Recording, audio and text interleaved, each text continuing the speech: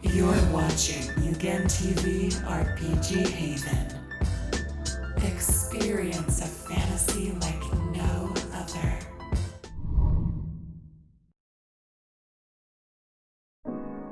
Hey everyone, this is MugenLord here, and today I want to catch up on a bit of Final Fantasy VII Remake news. But before we get into that, don't forget to hit that subscribe button if you enjoy this channel's content. Now, in a previous video, I mentioned that Final Fantasy VII Remake Part 2 is indeed in production, and both Cloud and Tifa mocap actors have been working on the game. What I want to talk about today, though, is the controversy that surrounds some of the decision making that involves some of the bizarre story changes of this game. And I also want to discuss where Part 2 could potentially end. If you've been following me and my Final Fantasy VII Remake content here on this channel for some time, then you already know how I feel about the game's ending.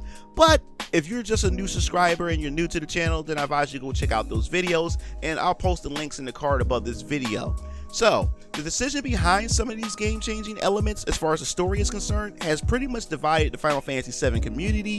While others may be okay with these changes, there are still some who feels like they have ruined the Final Fantasy VII legacy, and I really don't blame them because I'm pretty much in that camp as well in some regards. Now, many fans are blaming Nomura because of what he pretty much has done with Kingdom Hearts 3 and just Kingdom Hearts in general, and a lot of these story changes pretty much has Nomura's name written all over it. But wait a minute, there's more. As I mentioned before, there is pretty much a chain of command when it comes to the decision making of Final Fantasy VII Remake. In my previous video, during a translated interview in Ultimania, there was pretty much Toriyama, Nomura, and Kitase who had pretty much contradicted themselves about handling the story changes. Toriyama, on one hand, has says that he had pretty much write out the story and then hands it all the way down to Nomura, and by the time it makes it through the final decision making, Toriyama can't really tell which story elements is his and what other elements are either Nomura or Kitase. Now, this pretty much shows the lack of communication on their end, but I'm not done yet because guess what? There's more.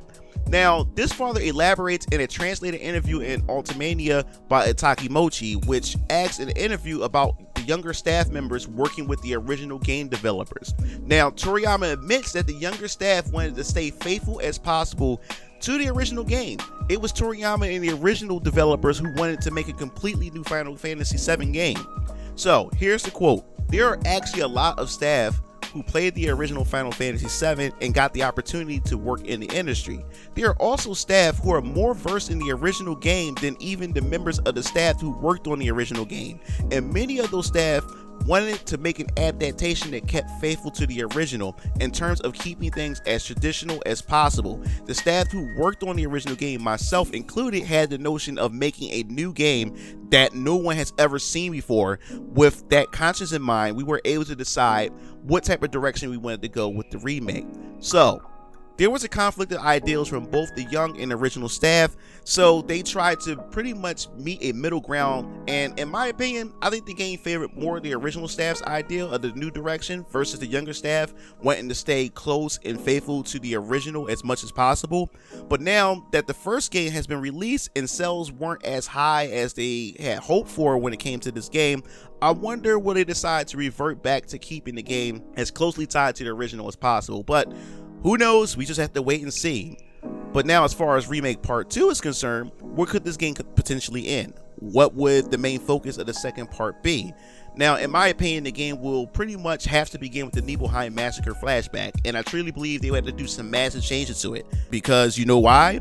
Because for one, Cloud already knows that he killed Sephiroth, which completely destroys the whole mystery behind Cloud and Sephiroth as a character himself. The whole point of the storytelling in Calm about the Nibelheim disaster was whether or not you could trust Cloud's memory because his story had plenty of holes in him.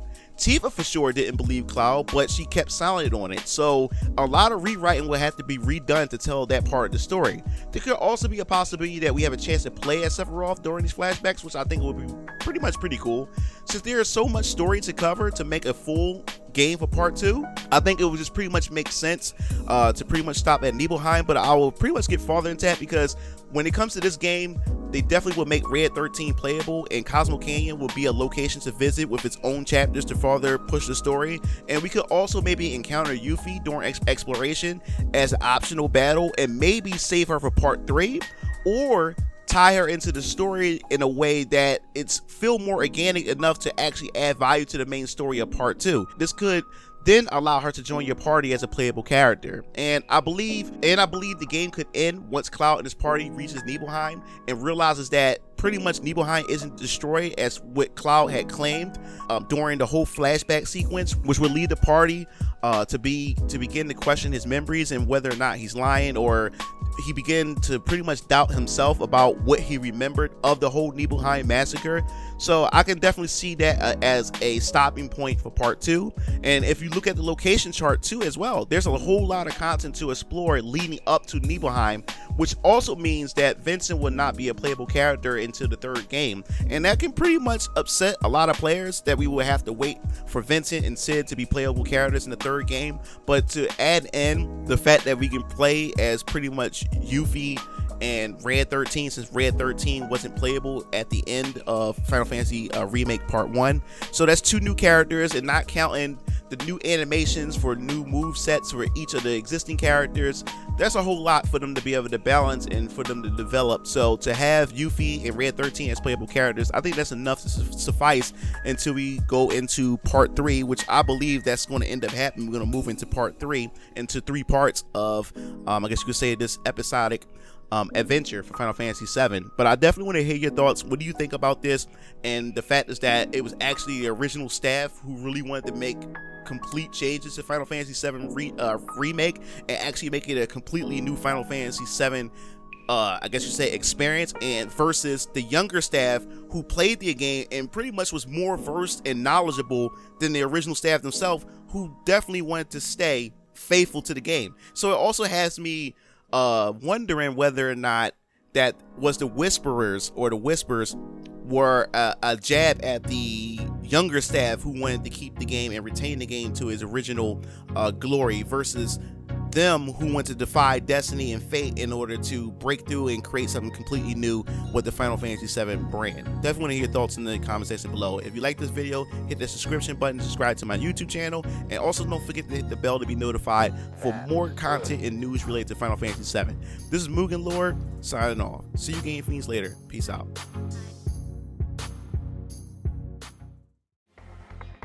It looks like you reached the end of the video.